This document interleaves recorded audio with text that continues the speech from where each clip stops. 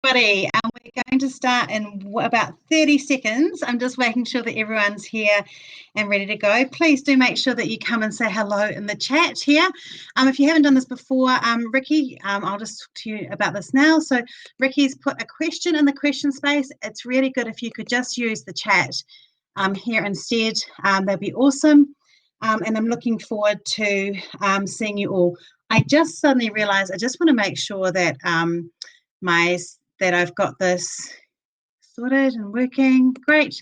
Fantastic. So if there is a problem with you guys getting the replay, you should get an email about 2 hours afterwards with a replay link. If you don't get that for some reason, let me know and I will download a link and send it to all of you. In fact, I will actually do that as I'll send you an email post this with the replay link. I'm just making note. Email out. I'll physically email it out too. So you might get it double up, but at least then you've got the link. Right, let's get started. So this is a webinar all about how to build a community of fans and followers who choose you and refer you.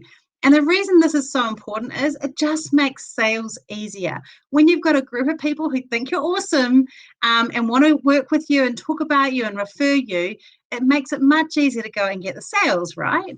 Who feels that they've already got something like that a little bit? Have already got a few people who are their fans and are people who are telling people about them and all those sort of things?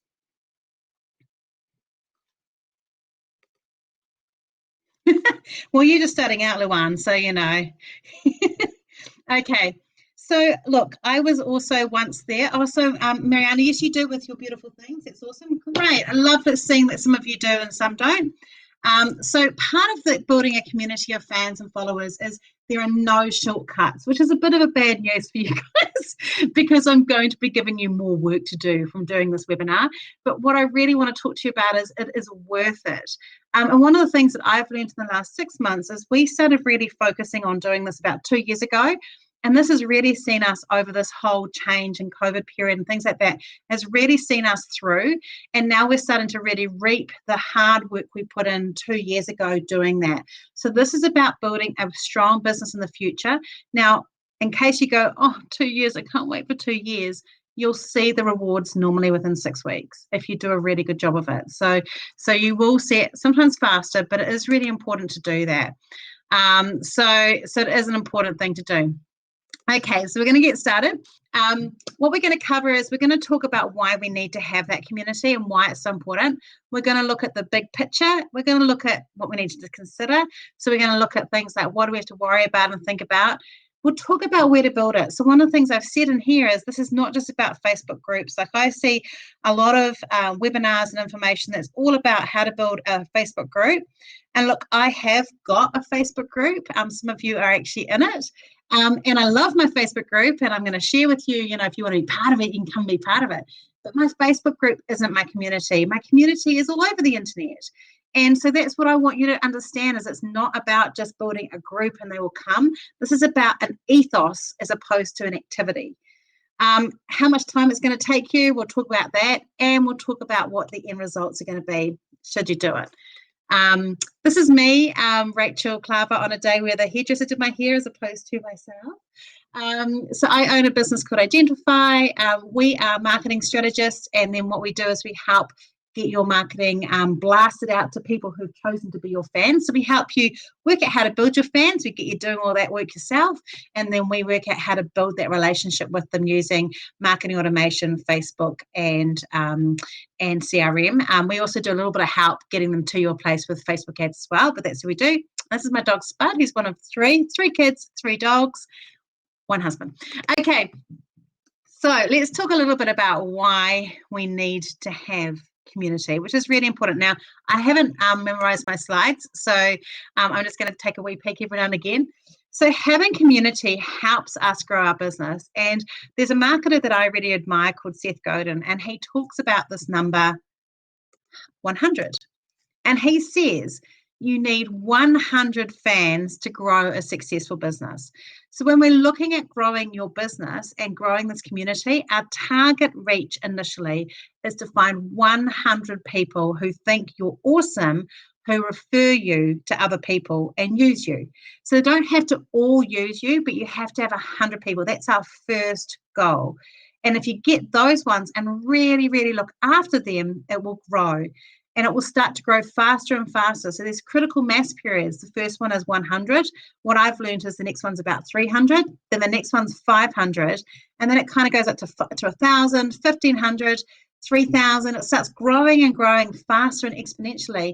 But you've got to start with the 100. So often when people are doing community and building communities, we're focusing on trying to get lots of big numbers.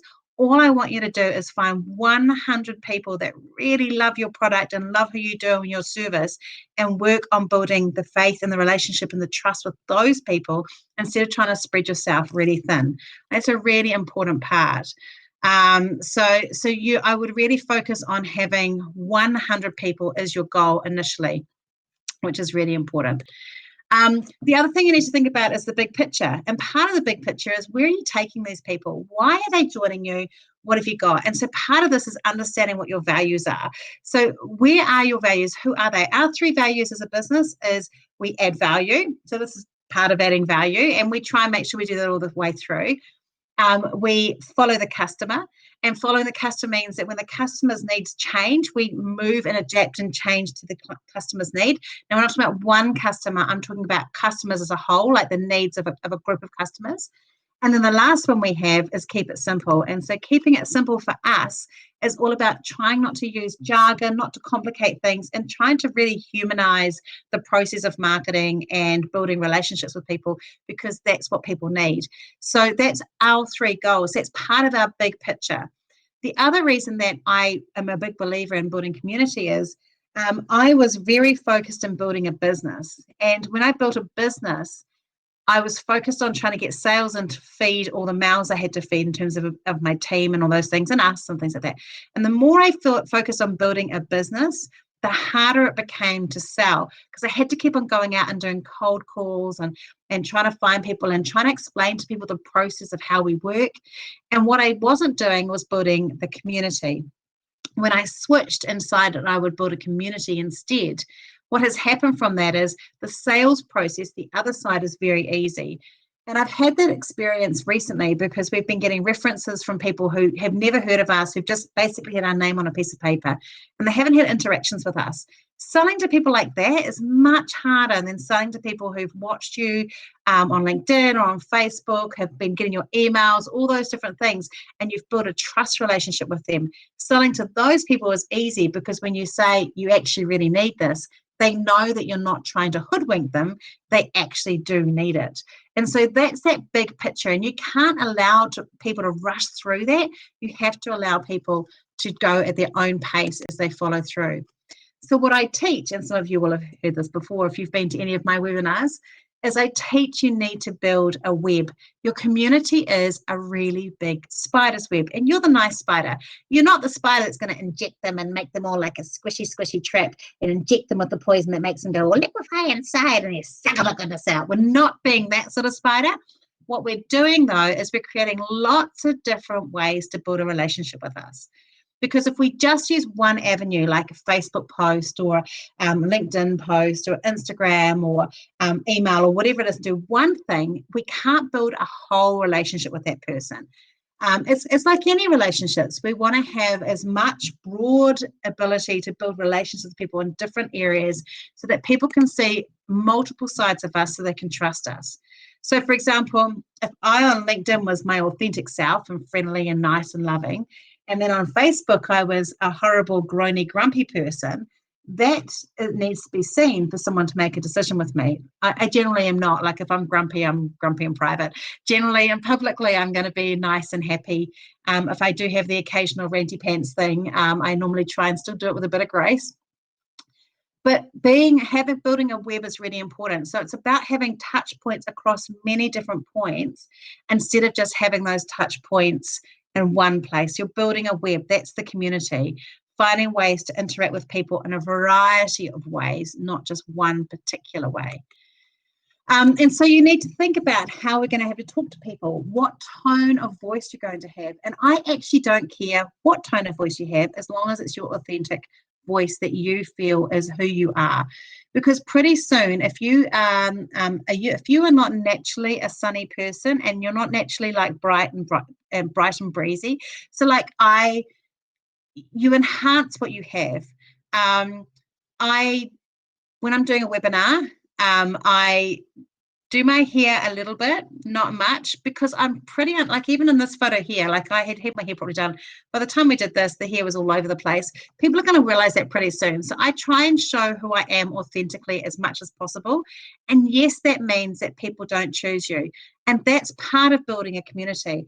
When we build a community around who we are and how we're reflected and how we and have that conversation as openly as we are, we naturally bring the right people in.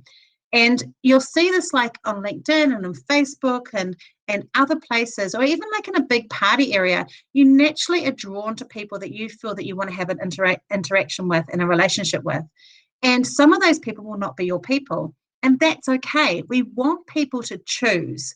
Are we their sort of person or aren't they? So there are 97 people enrolled in this webinar today, and there's 56 of you online. There was 57 a couple of seconds ago, which means someone's already been annoyed at me. And in terms of this, is that there will be people who, even though what I'm saying is good for some of you, like this is a pile of rubbish. And that's okay, because you build the community for your people and you trust that that will also filter out all the other people you don't want. So you just want to focus on the people who like hanging out with you, like your ideas, like your products, like your services, whatever it is.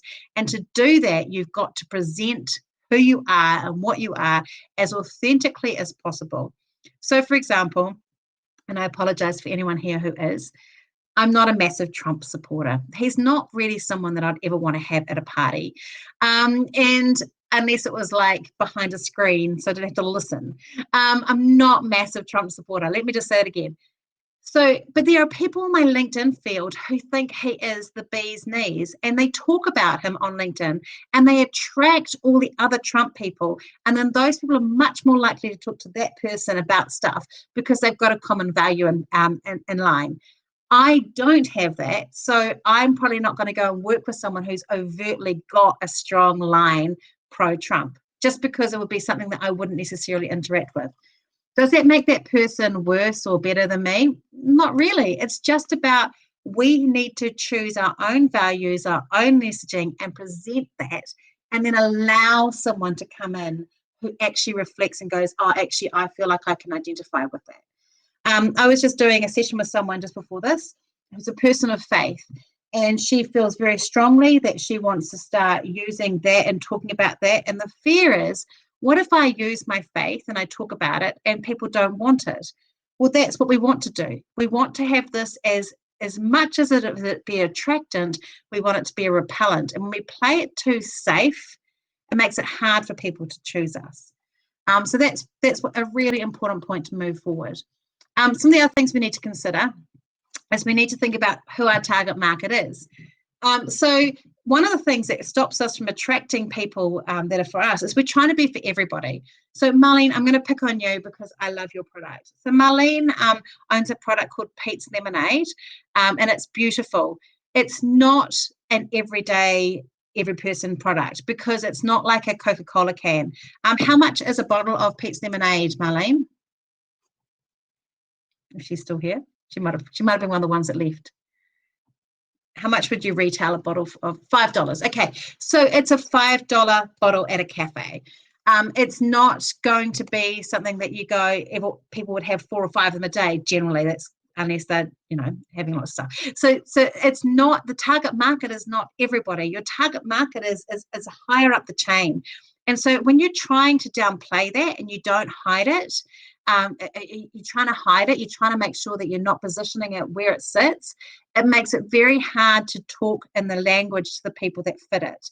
So if there's a higher target market, then you talk about the process and the values and the ethos, and you do all that, but you do it at a higher level. So whoever your target market is, where you are, that's a really important part of what you do. And we attract a lot of people who are not in our target market, but we ask for people to have an attitude of the people that are in our target market. So, for example, we need people who've got a strong growth mindset, who can see that taking a risk or taking an investment and doing that with us is going to see their business grow. That's who our target market is. We can't work with people who are embedded in fear. That's not who we work with. So sometimes we work with people who are smaller than who we'd normally work with. Sometimes there are people who are bigger who we could work with but won't work with us because they're too bound up on taking fear and entrusting their stuff to somebody else.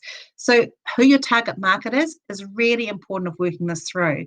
I won't work with people who won't trust me, because that's why this is important. When we have people who trust us, it makes it much easier. Judith, you should. Honestly, his lemonade is gorgeous. It's not too sweet. It's real old-fashioned lemonade with that real fizzy as well.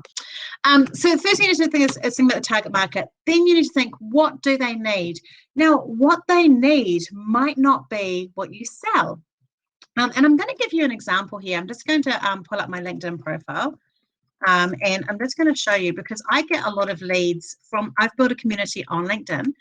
And what I mean by community is I have built a group of people who follow me and interact with me. I don't have their email addresses. I'm not doing that. But what I'm doing is I'm showing myself and who I am to these people. So I'm just waiting for it to load up, and then I'll send it to you, show it to you. I'm just waiting for it to come up. It's just taking every moment in the day to do it. But when you look at my posts, like I've told you, I'm a marketing strategist. That's what I do. But when you look at my posts don't actually often talk about marketing. So I'm just going to grab my posts, and then I'll share my screen with you so you can see it. Because that's not actually what my clients need most. So I'm just going to show you, make this bigger. So this is my, there's going to be a few ads in here too, because that's the way it goes. I'm just going to close all my little notes off here too. Sorry, it's been a bit busy this morning. Okay, so this was kind of like an ad. I was talking about this webinar actually, and so I talked a little bit about the fact that I'd had a block around webinars for a long time, so I did. Here's something this is something that none of our clients can, none of our people can get unless they're a client. So I showed a little bit about my values around adding values and showed something that we did. So focusing on that. Here I talk about being overwhelmed. So this is nothing to do with what I do. It's all about what my clients are needing. I know a lot of my clients are feeling struggle. So I try and share information about that because that helps people. Again, I know a lot of my clients are feeling overwhelmed. So I'm talking about telling them to rest. I sell marketing strategies. I sell myself as a marketing strategist. But when you look at my posts aren't very often about marketing strategies. My posts are about helping people to part of that journey, sharing and helping people interact. That's how you build community. And I think one of the biggest things that people have as a problem when we talk about this is you focus on trying to sell your product or your service, and you're not focused on what that person needs. What do they need? Yes, you want them to buy your product or service, but what do they need? So you guys, I'm going to ask you, we'll go through this. What do your clients need? Tell me something that they need that you don't sell, but that you could help them with. And some of you might not know and go, oh my gosh, I have no idea. Please don't ask me this. This is putting me on the spot. But some of you might know, like, tell me what you sell and tell me what people need. Are they different?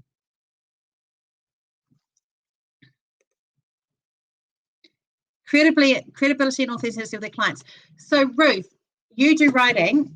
It's still a bit close, but what you need to do is think about that, also time poor and those sort of things. Again, Mariana, birthday gifts, yes, but you're talking to mums, right? So again, that's still a product. Can you guys just stop for a second? You're thinking about what you give them. I'm not asking you what you give them, as in like what you do for them. I'm asking you what they need. So Helen sells a de-shedding comb. Helen can talk to people about other things to do with pets, because pet people love seeing cute pictures of staffies all stacked up in a pile, or horses doing cool stuff. That's what they need. That's what they will come to for community. Mariana, you do tutus. people need birthday gifts. Yeah, but they actually need someone who understands what it's like to be a parent and can have that reflective feeling and bring a fun and a lightness to being a mother. Marlene, yes, they want customer service, but actually what they want to know is they want to know how to look after themselves and how to reduce sugar and how to have fun and how to have something that's New Zealand made that makes them feel good. That's what they want. Carolyn, yeah, I think in terms of like advice around like recycling, that kind of still is quite close. I want you to think about how that would be other than that. You guys are thinking too much about what you sell and you're not thinking about what your people need, not what you sell, what they need. It's a different thing. Sometimes it's related. You have to trust the process because this is how we build community. Yes. Is it Shane? Is that how you say your name? To feel understood. I love that. Eba, you organize like other order and organization ideas and tips is really good. Places to escape to, but you can talk about how to escape every other place. It might not be that place. Again, Judith, you're talking about your experience in financial freedom. I want you to think not so much about what you guys have. Stop thinking about what you have to offer. Think about what they need. There is a disconnect here. You guys are struggling with this. But if you can work it through, you can serve what they need and you trust the process that they will come to you for what you have when you do that. That is the key thing. Clothing stores. So like with a clothing store, because Wendy's one of these as well. So again, Janet, with financial advice, so go clothing store, they'll go to Janet. So clothing store. So you can talk about like colors and prints and ideas. And do you like to have things really organized? How to organize a wardrobe? Like I watched this really cool thing. I went and bought a whole lot of hangers from Kmart because someone suggested the black ones are really thin, slimline, and how to manage your wardrobe to make it easier. Like things that actually help people add on value for making an excuse to fit more stuff in, or how to reuse an item in different ways. Like those are things that would be useful. It's not selling a product, but it is also selling a product, but it's meeting a need. Janet, yeah, okay, that's what they need, but is that that's what you sell, but what else do business owners need or other people, those people need? What is it that they need that you can give them value in that's not just selling what you do? You guys need to separate it out. Look a bit. This is the only thing I tell you that goes broader. I tell you every time when I work with people, I say we have to narrow the arrow, we have to make the arrow really narrow, and that's about target market. But when we talk about that person's needs and we're talking about building community, we can go quite broad. So, for example, I do marketing, but I do things like bring fun. I bring funny little memes and ideas and things to make people laugh because laughter makes people feel good. What do people need? And that's really important. Yeah, gumdrops. Okay, I love you because you're doing exactly the thing. You're talking about parents, but parents need ideas to look after themselves. And if you provide that, people will trust you. You are my A++ client, right? Customer right now. You're not even a customer. You're my A++ participant in this webinar because you're amazing. That's exactly what I mean. So you need to think about ways. Yeah. Try and expand it. Think about what the business like. Think of them as a whole person. I'm trying to get you guys. This is the biggest and hardest thing for you to do, but this is the crux of it. If you start thinking of each potential client as a whole person, think what the whole person needs, and then you can start interacting with people as real people. Because building a community is all about remembering that that person is a person and not a potential customer. And when you do that, you start to build a community, if that makes sense. This is hard for you guys. Recruitment agencies. So again, it's jobs, but actually what are the other stuff that business owners need? Go through that person. Who are they? What do they need to do? Yeah, like Chloe, that's a good idea. Needing communication, keep in touch. Oh, with you, yeah. But scaffolding, it's not just about scaffolding. People who are interested in scaffolding, are they residential or commercial? If it's residential, do they need to be talking about planners and stuff like that? Think about all the stuff they need. You guys are being too finite in your ideas of what you could share to your community. Because sharing just about yourself is really, really difficult. Yeah, Judith, I love that. Toxic-free products is a good idea. There'll be something that Marlene could also do too, because That's what hurts the person attracting. So think about that. What are you going to give them? I'm a huge believer in giving. And those of you that, so at the end of this, I'm going to send you that link. You may get it separately from Webinar Ninja as well, but we give a lot of IP away. We give a lot of information away. This, you get these and stuff like that. And there's no selling in this. What I will give you after this is I will give you an email that has a link to our Map It group, our free Map It group. I'll give you a link to our free toolbox, which has no upsells in it. It's a completely free gift, which helps you do your strategy. And we believe in giving, but the more we give, the more we get clients. And it's weird. Like I actually said to my husband, Rod, who works with us, I feel like I need to do some more hard sell stuff just to reduce the amount of leads that we get the more we give, which sounds weird, but hard selling turns people off. The more you give without thought about how you're going to get clients from it, the more you work and build a community. This is not about having a hard line of going, I want to have 100 people who love me, and out of that, I want to have 10 of them as big customers, and they're going to be paying $10,000 a year each. That's not how this works. This is a trust building relationship between you and others to help them trust you and know that when they're ready, they'll come and see you. That's what this is for. And it's also a really good way to check if your marketing message and your ethos and who you're targeting is right. Because if you're building something for established businesses, for example, so we work mainly with established businesses, but all you're getting is tiny startups. You know that your messaging is wrong, so you can change and move the messaging around to fit with it. But you need to think about what you can give them of value to help. So I think that's a really important. I love that, Shah. That's cool, and I'm glad you guys are loving the toolbox. That's awesome. Yeah, and guests do need to have nurturing, I agree, but then you find other ways for people to nurture. So you can talk about other ways to nurture the soul, so it's not just about you.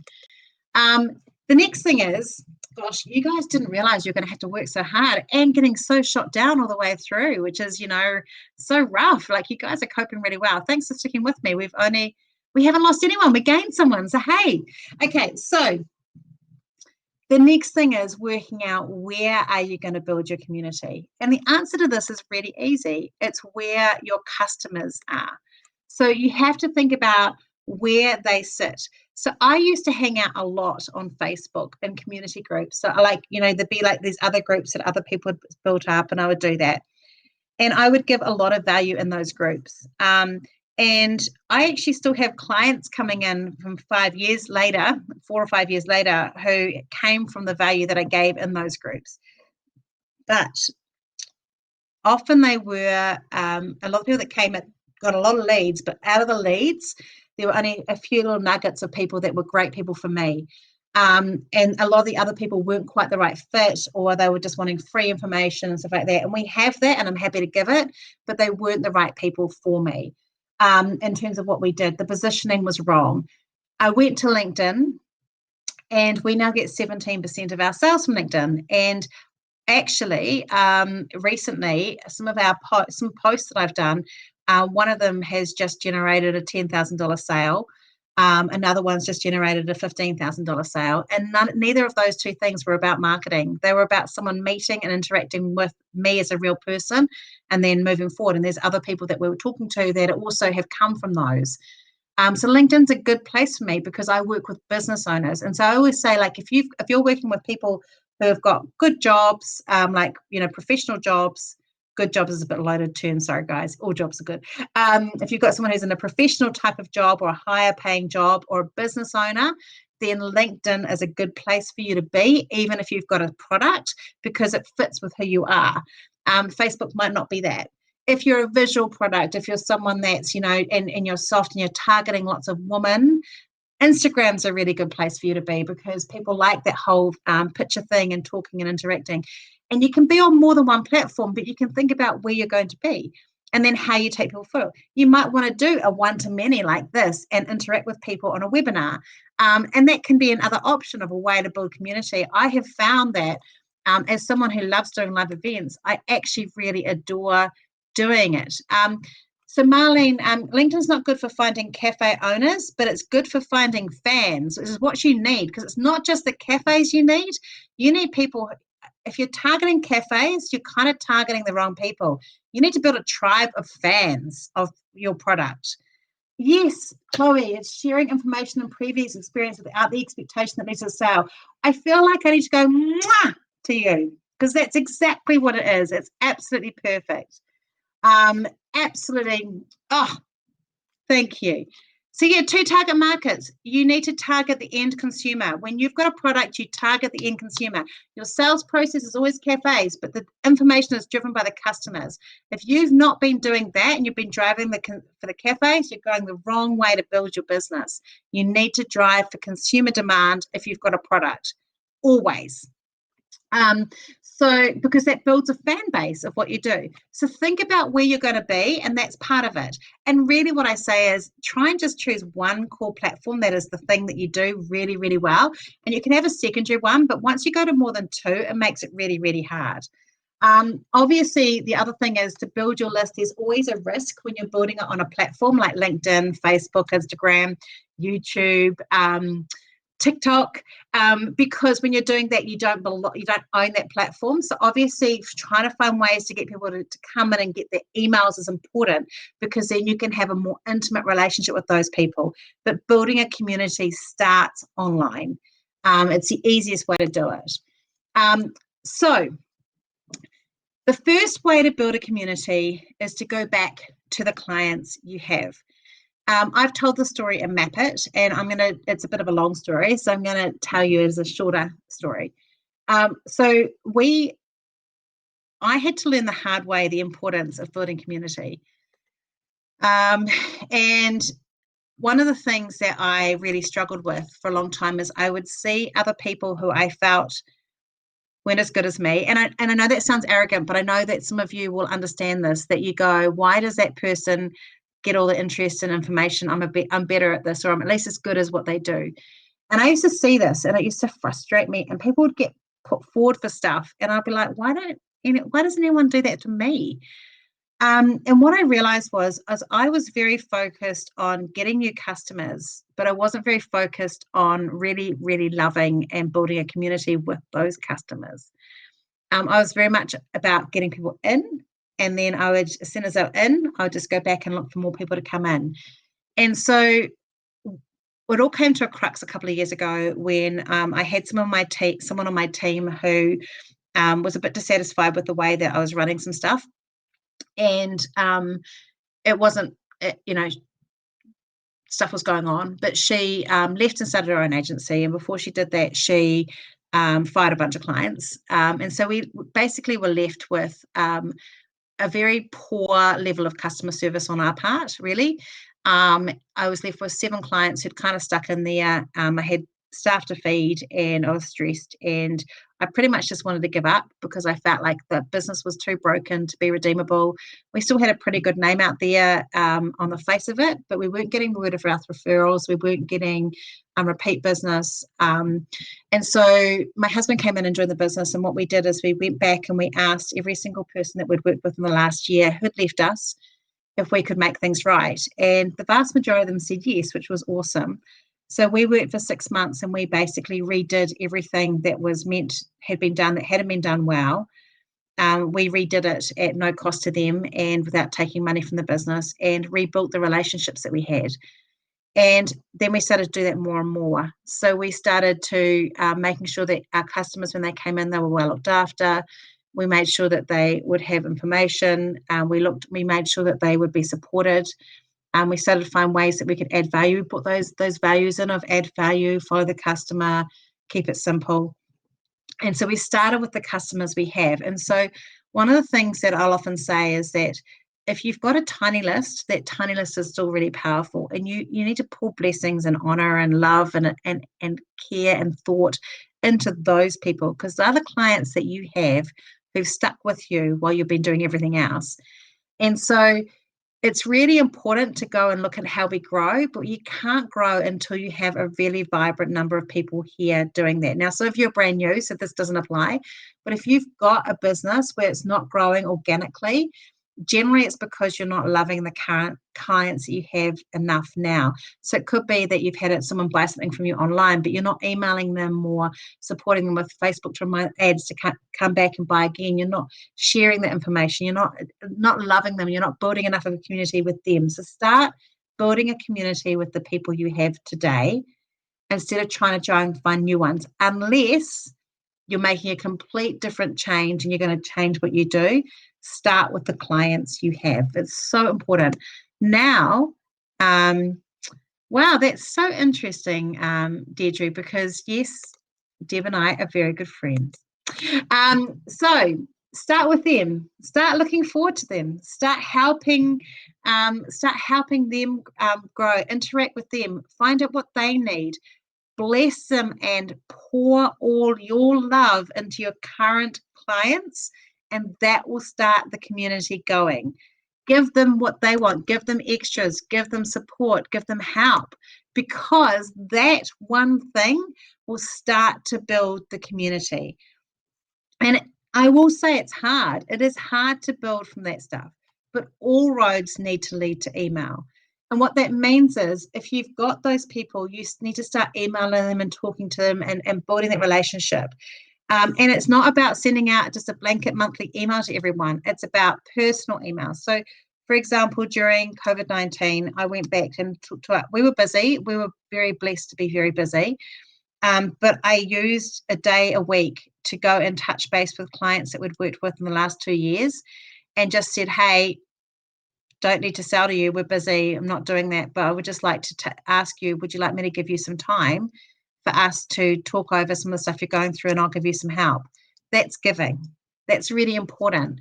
And unbelievably, that also led to more work, which was not the intention at all, because the giving has to be there. You can't do it with an intent to take, but that builds a community. It builds trust.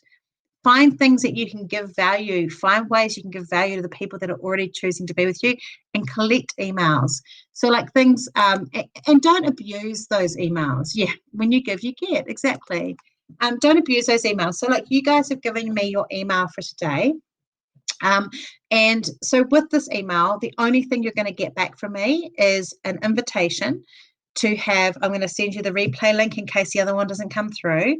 You're going to get a link to my Facebook group if you want to come in there and just have that as a place where you continue to learn. And I'm going to give you a link to our toolbox, which is separate from what we do. So there's no selling, there's no upselling. That's what you're going to get. I'm not going to abuse that relationship by then sending you lots of email blasts and things, stuff like that, because you haven't given me permission to do that. Some of you are already on my email list, so you will get emails about new webinars and all those sort of things. You get the choice to do that, but I'm not going to abuse the trust that comes with an email. And I think that's a really important thing, is an email is not a contract. Getting an email from someone is not a contract to abuse that trust and blast them with a whole lot of sales messages. It's the beginning of a relationship with that person, and you need to allow that to evolve and develop so that people want to hang out with you. And one of the things I always say is that there's a very close line between a lover and a stalker.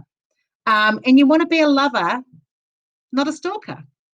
And the difference is not your behavior. The difference is how it's being received. So you need to make sure that the other person wants to have a relationship with you before you start sending them a whole lot of emails. And that's really important. And some people will disengage, and that's fine.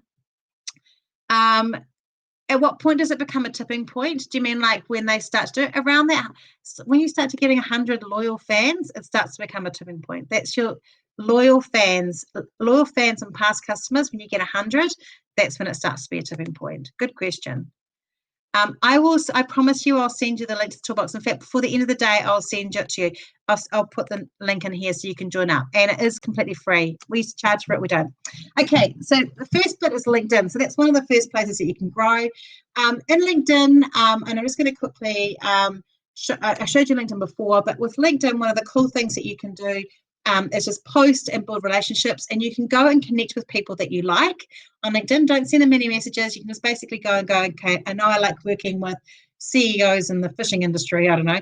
And so you can go and search for those people and then go and link with them, and then you can share and comment on their posts. It's a really good way to start community. So that's a really good way to just start moving that through. You can also be on Facebook, so you can join other people's Facebook groups. Make sure you follow their rules. So, for example, today is Thursday. I forgot again. But on Wednesdays in our Facebook group, you're allowed to do a promotion. So there's lots of different Facebook groups that have similar rules where you can promote once a week. You can use those rules and promote your business, but give value in those promotions instead of selling. I used to do one where I was in a group and you were allowed to do information, and what I used to do is everyone else would be selling and I'd be like, I'm going to give you 15 minutes of my time, would you like that? And that was a really good way to build community and build trust. So think of ways you can share value as opposed to selling your products every time there's a promo. So Facebook groups, obviously, so you can have your own Facebook group. What I normally recommend is when you've got a group of people, when you get a group of people together, like on a mailing list, you can start doing a Facebook group when you've probably got a group of 20 to 25 people. Otherwise, it's a bit like crickets, and it will stay like crickets. Someone asked, well, how do we get a group to interact? I'm finding I've now got about 650 people in my group. My poor group was left alone for a very long time because I started it up and then I didn't really know what I was doing with it, which is not a great marketing strategy, just so you know.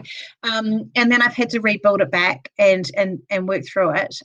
We've hit 600 people and we're now starting to get really good engagement from people. It's still not like a full conversational one that you send other people, but it takes a while to build that group up organically.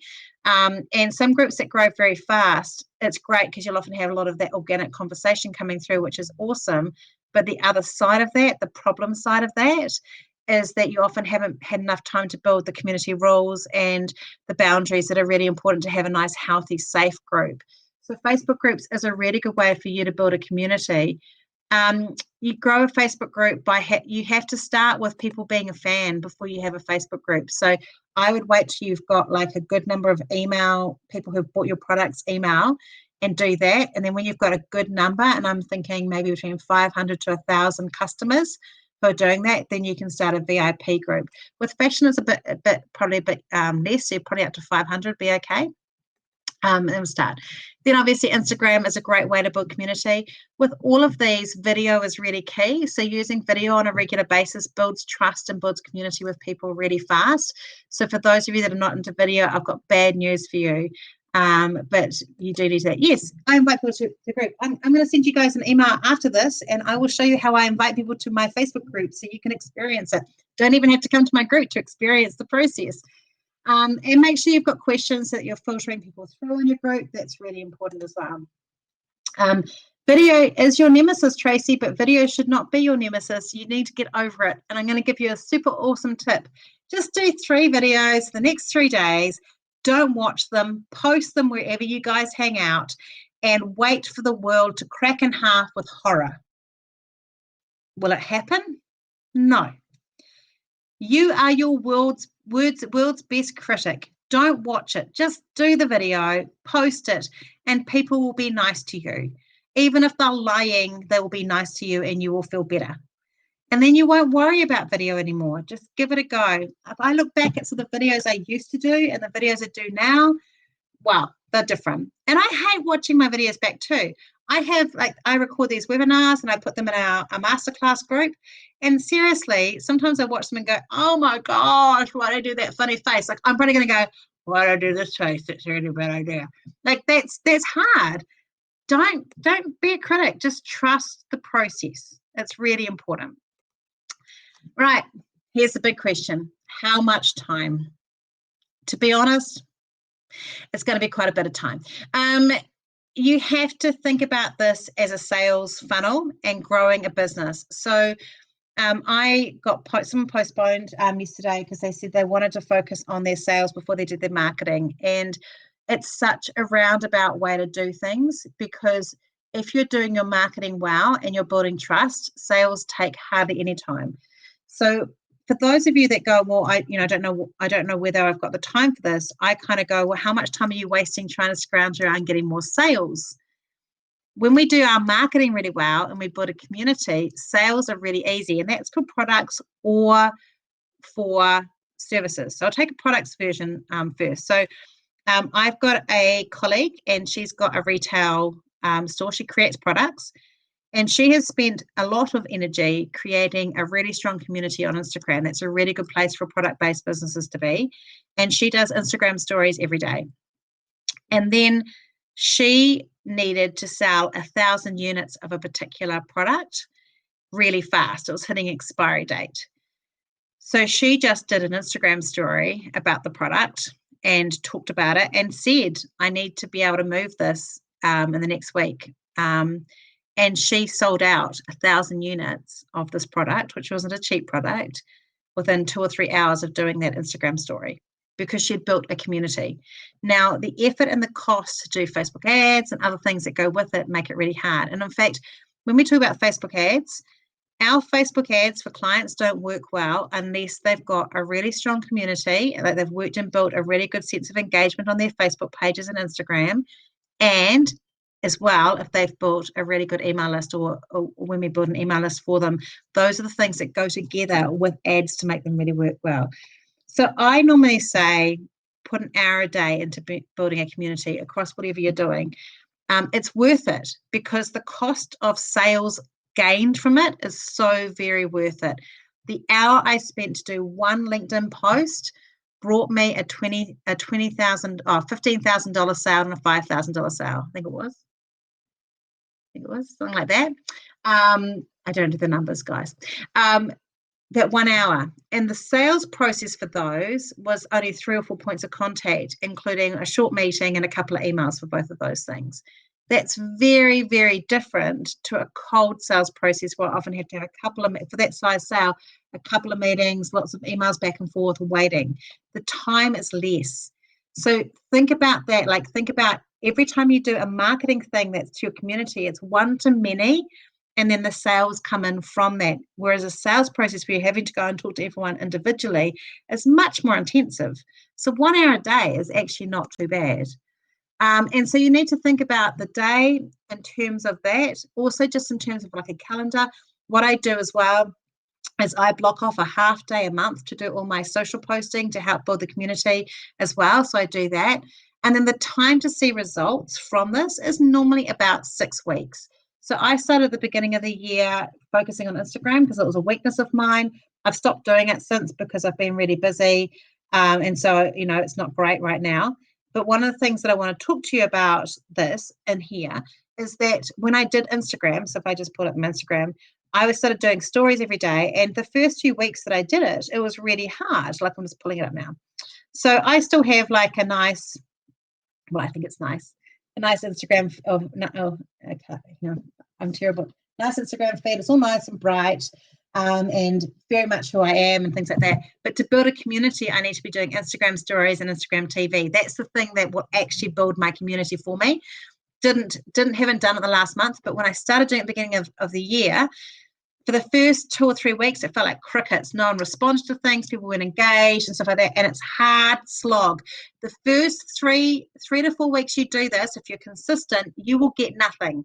You might get occasional little blips, but you will get nothing from the vast majority of people. And it's very frustrating and very upsetting. I understand that.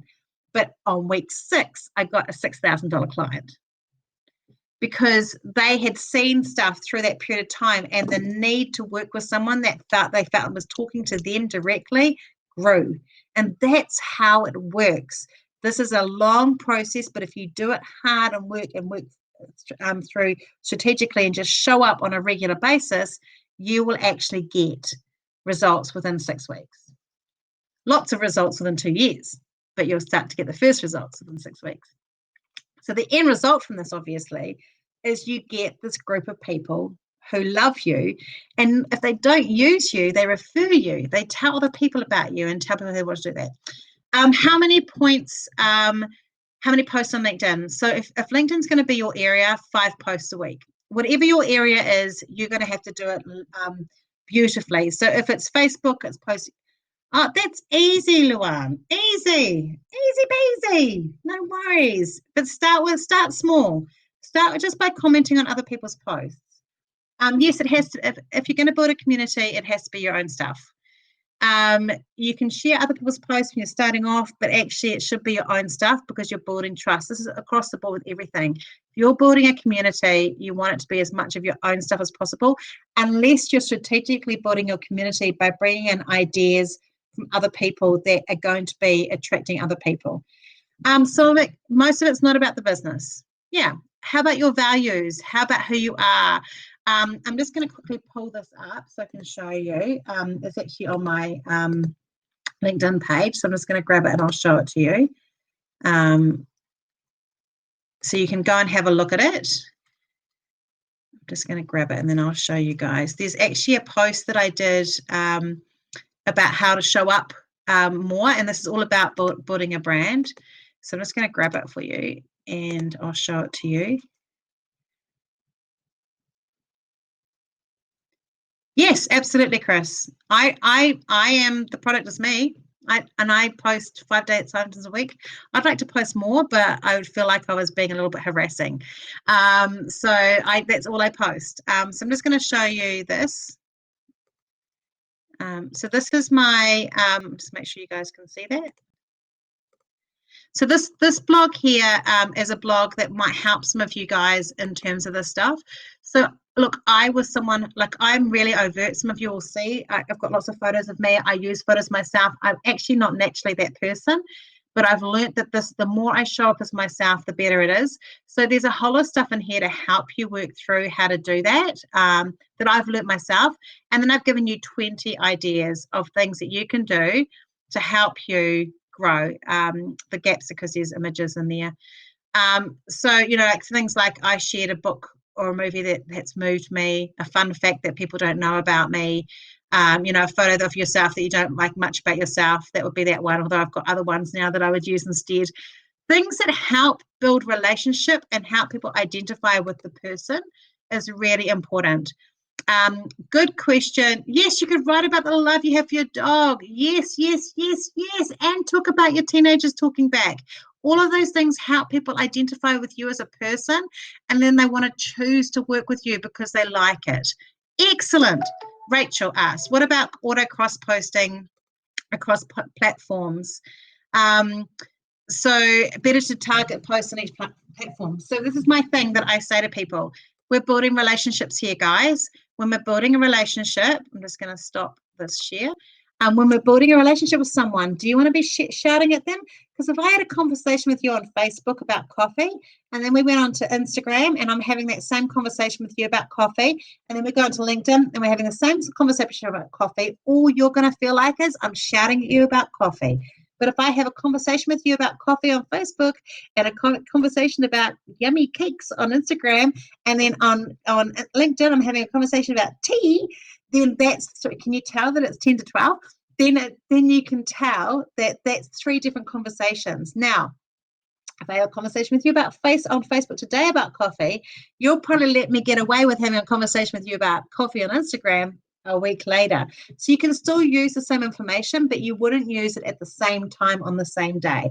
And my only exception to that would be I tend to, if I've got press, like if I've got a column in stuff today or something like that, I will then tend to share that across all platforms because it's a news thing, but then everything else gets shared separately across the platforms over time. Because we're building a community of fans who love us and refer us and trust us. That's the end result. That's what we're wanting. And we want people who will go and pick up the phone and want to work with us. I think that's really important. And we get people to that point without pushing them there. We allow them to take the time to get there on their own space. So if you really need sales right now, I understand that, but you have to divide your time between making that happen and building this at the same time. So one day you won't need to be doing I need to make that happen. I want you to get to the point that we are at pretty much full time now of, can we make this stretch a bit more? Can we take on another client? Oh, today's weird because we didn't have a lead come in. That's what I want you to have for your business. I want you to have a feeling that you've got too many leads, not one where you're struggling to get leads. And to do that, you need to build a community. And to do that, you have to stop telling people what you do all the time and start serving the people that you sell to by sharing other things to help them relate to you, if that makes sense. That's so important because people buy from people. Oh my gosh, Tony, that is so, so, so true. That is perfect. That's exactly what I say. People buy from people. Right. So thank you so much for coming and being part of today. You are amazing. I am going to give you a couple of things. So one, there are no notes. Ignore that. Read the notes you made. Hopefully you made notes.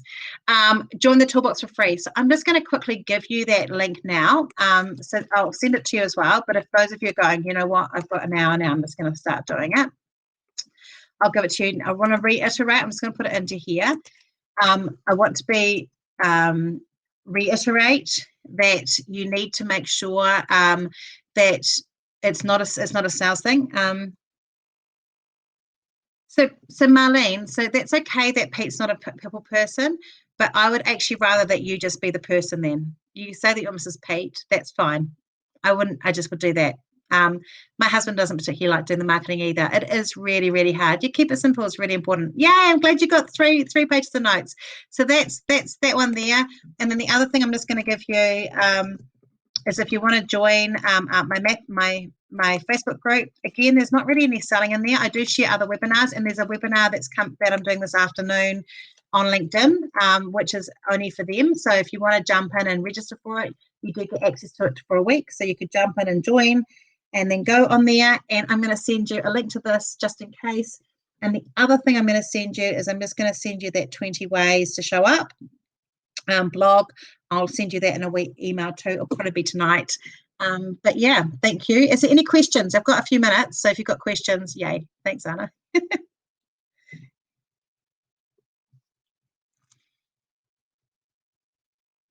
Oh, Ruth, you asked a question. If you're selling something that is a small part of a client's business, is it likely they'll want to be hearing from you all the time? Well, we're not talking about emails, right? We're just talking about the other community parts. You can talk to them every day on LinkedIn about stuff. That's totally fine. You want to remind them that you're there. You're doing a McDonald's trick of recency. In terms of emails about that sort of stuff, you probably once a month is fine for what you do for that bit and piece. Sharon, sorry, it's hard to sometimes go through. Let me just see if I can find it. The question. I can't. Oh, post on Instagram and Facebook if you're already. Oh, yes. If you're doing ads, you shouldn't be doing ads unless you're doing posts on Instagram and Facebook. Am I in Hamilton? Are you planning to drop in? I don't know. No, I'm not in Hamilton. I'm in Whangaparoa. But I work with people in Hamilton via Zoom or in person, but that makes me more expensive. What is the easiest way to learn how to use Instagram? I have an account but don't use it. I would say get a teenager to teach you. We teach people, obviously, as part of what we do, but the cheapest way, find a teenager that's not going to roll their eyes every 3 seconds and get them to teach you how to use it. Yes, you can talk about your family on LinkedIn. Luan, go and look at my website, my thing. I've been talking about my 14-year-old weekly for the last couple of weeks, and I'm planning to do it again tomorrow. Cool. I think that's all the questions answered. Checking. Excellent. So thank you very much, guys, and have a beautiful day. If you want to come to the LinkedIn session, you've got to join my Map It group on Facebook, and it's in there because it's an exclusive one just for the people in that group. And thank you very much, guys. Have a beautiful day for the rest of the day. I'm actually just staying for the thank yous, to be honest, because they made me feel good.